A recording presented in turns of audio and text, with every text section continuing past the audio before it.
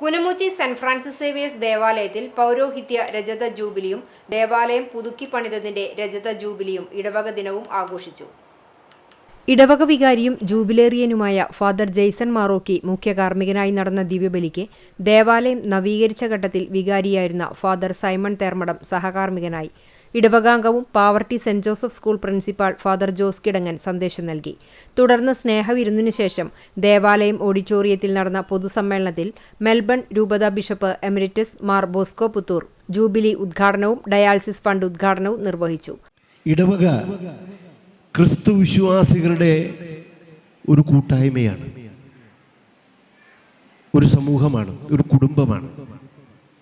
അവിടെ ദൈവവചനം ശ്രവിക്കുകയും ദൈവവചനത്തിലൂടെ ഈശോയെ കണ്ടുമുട്ടുകയും കൗദാശിക പരികർമ്മത്തിലൂടെ ഈശോയുടെ സജീവ സാന്നിധ്യം അനുഭവിക്കുകയും ആ സ്നേഹം പരോപകാര പ്രവൃത്തികളായിട്ട് ഈ പ്രദേശത്തെ നാനാജാതി മതസ്ഥരുമായിട്ട് പങ്കുവെക്കുകയും ചെയ്യുന്ന ഒരു ആത്മീയ കൂട്ടായ്മയാണ് ഒരു ഇടവക സമൂഹം.